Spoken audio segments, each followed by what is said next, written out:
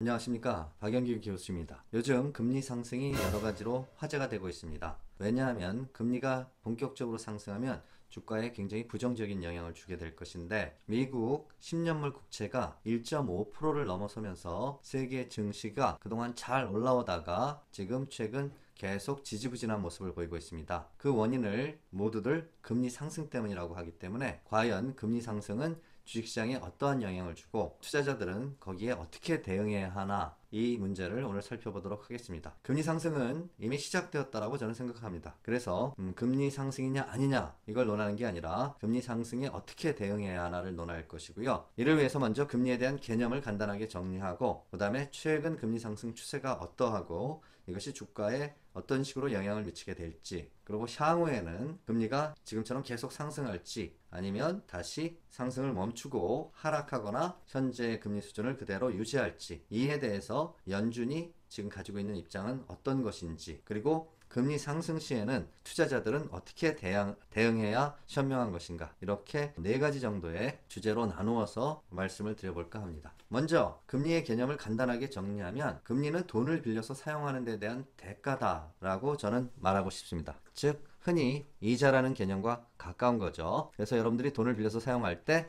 거기에 대한 사용료를 낸다. 저는 학생들한테 보통 그렇게 가르칩니다. 돈을 사용하는 사용료다.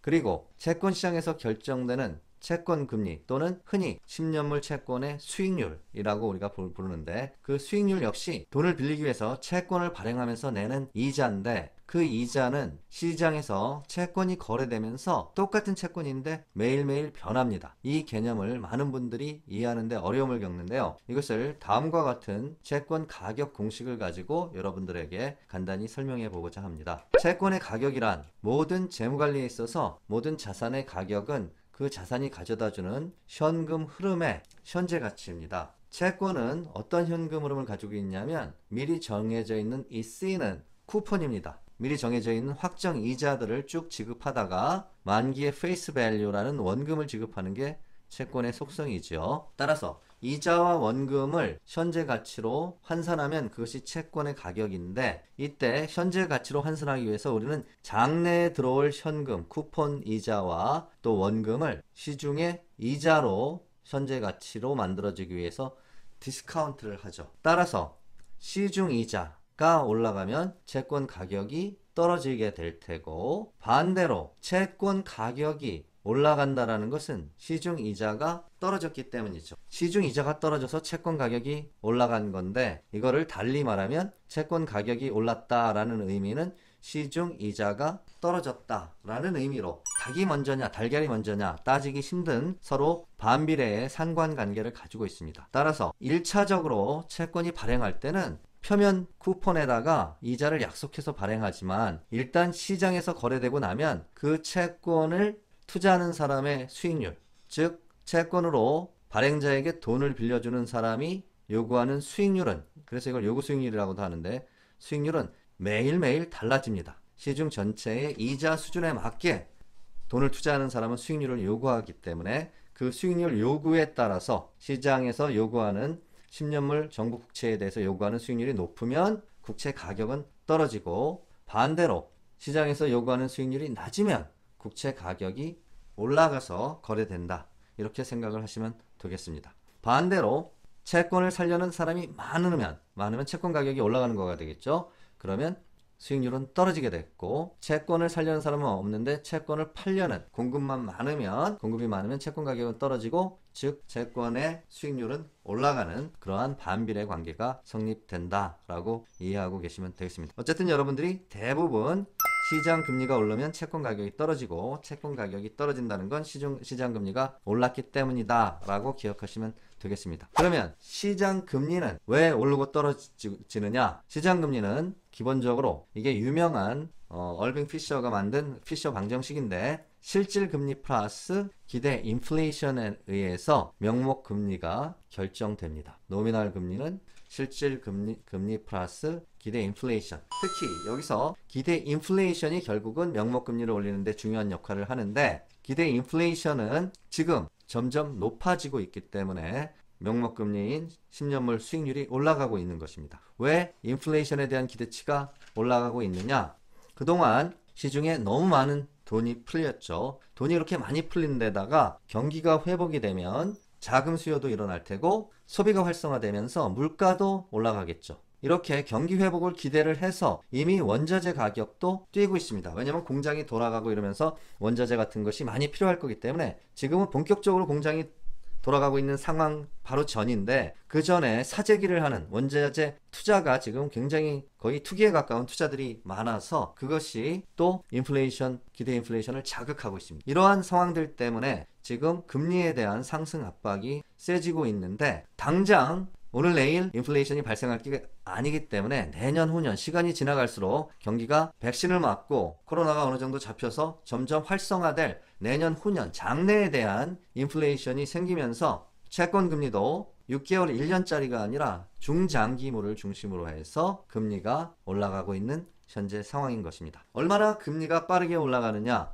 전 세계 모든 금리의 기준이 되는 미국 국채를 가지고 놓고 볼 때 코비드 사태 직후인 본격적으로 발생한 지난 3월에 최저 0.318까지 하락했던 국채 수익률은 올해 1월이 되면서 1%를 돌파했는데, 불과 그로부터 두 달 만에, 두 달도 채 안 돼서 지난 2월 25일경에 1.5%를 한번 찍고 잠시 주춤해지는 듯 하다가 3월 4일에 다시 1.5%를 돌파한 이후에 지속적으로 1.5에서 1.6%를 왔다 갔다 하다가 현재는 1.6350, 오늘이 3월 15일인데 21년 3월 15일을 기준으로 해서 지금 1.6350까지 와 있습니다.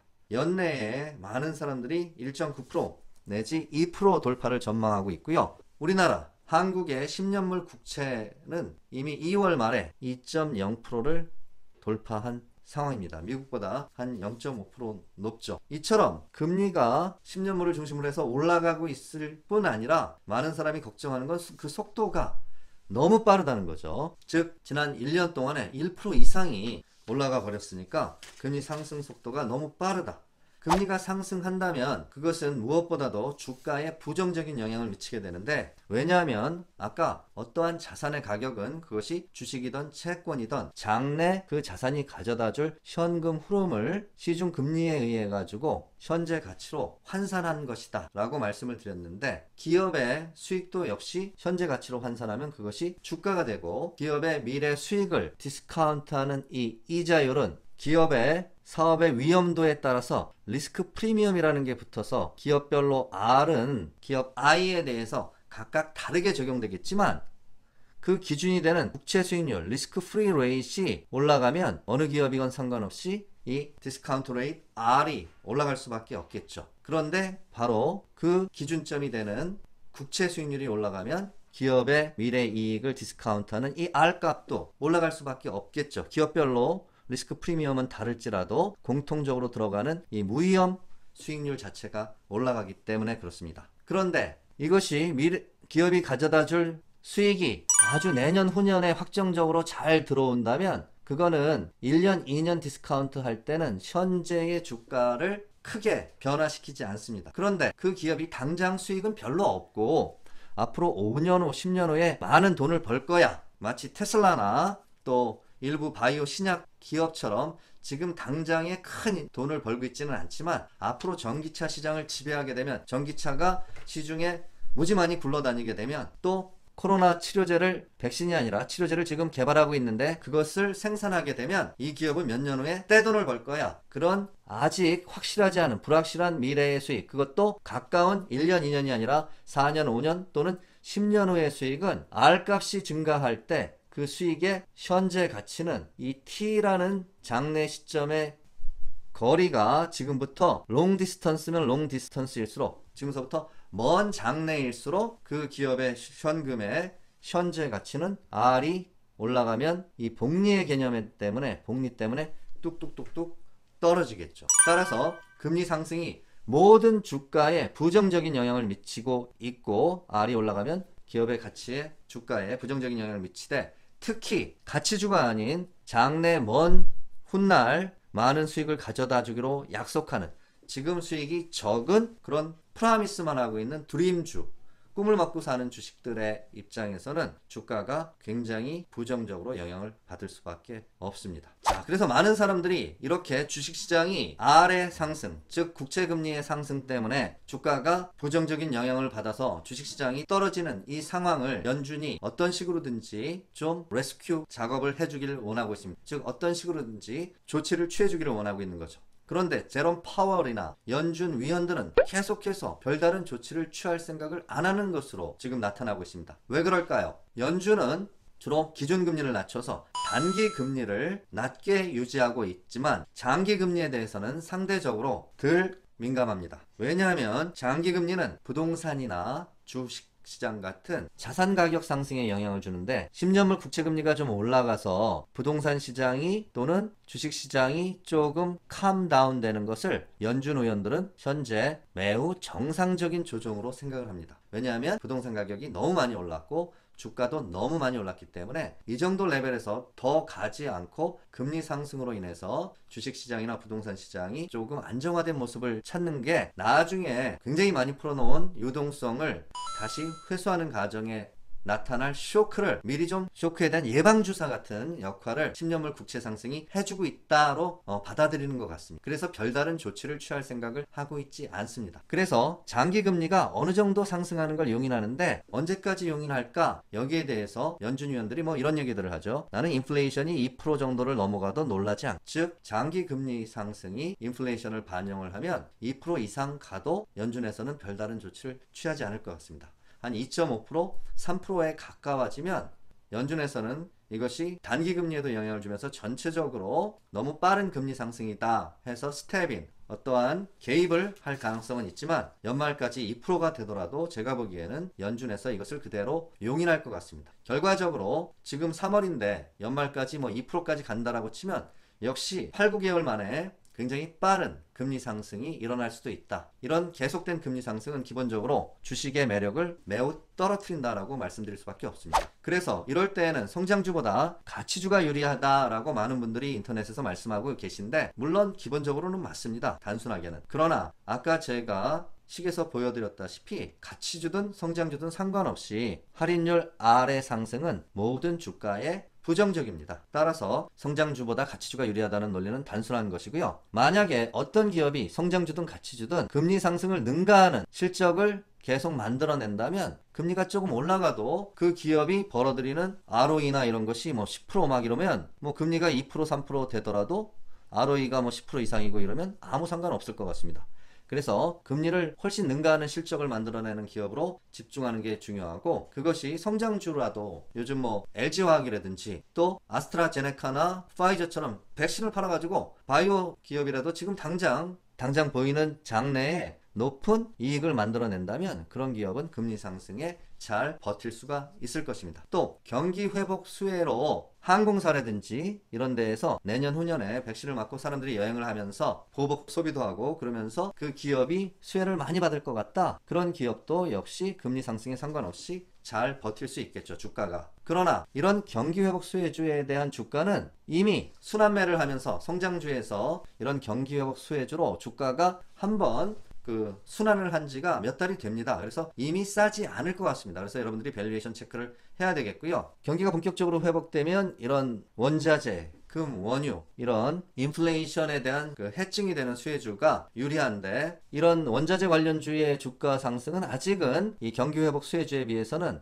초기 단계이기 때문에 오히려 이쪽을 체크해 보는 것이 경기 회복 수혜주에 관심을 갖는 것보다 오히려 나을 수 있습니다. 밸류에이션을 비교를 해보시고 그러나 전체적으로는 금리가 일단 상승하기 시작하면 주가에는 그냥 쥐약이다. 저는 항상 그렇게 생각을 합니다. 따라서 시장 전체가 이미 상승 추세를 멈추고 횡보 또 조정을 하면서 또는 섹터별로는 여전히 금리가 조금 올라도 잘 나가는 섹터나 종목이 있을 수 있습니다. 그러나 전체 시장적으로는 부정적이기 때문에 자기가 금리가 조금 상승해도 주가가 횡보를 하더라도 나는 잘 올라가는 기업, 그 주식을 고를 수 있다라는 자신이 있으면 지금 계속 주식에 많은 비중을 얹으셔도 되지만 그런 자신이 없다면 대부분의 일반 투자자들은 현금을 많이 확보하고 충분한 조정을 기다리는 것이 저는 오히려 현명하지 않을까 그렇게 생각을 합니다. 저는 항상 투자자들에게 주식시장이 좋을 때만, 그런 해에만 주식을 하고, 그렇지 않은 해에는 현금의 비중을 높이거나 장기 1등주에 투자한 지분만을 남겨놓고 그 외의 주식은 트레이딩하지 않는 것이 돈 버는 것이다, 이런 말씀을 많이 드립니다. 여러분들이 금리 상승기에 시장은 결코 녹록하지 않다, 자신이 없으면 그냥 5년 10년 들고 갈 자신이 있는 몇몇 섹터의 1등주 빼고는 여러분들이 가지고 있는 포지션의 상당 부분은 현금으로 전환해서 정리하고, 충분한 조정이 일어나서 지수 자체가 이 정도면 너무 싸다, 전체적인 PBR을 기준으로 1.0 이하면 굉장히 낮은 건데, 그런 충분한 조정을 거친 후에 다시 공격적인 자세를 취하는 것이 저는 바람직하지 않을까, 이렇게 조언을 드립니다. 오늘 영상이 여러분들에게 도움이 되셨길 바랍니다. 감사합니다.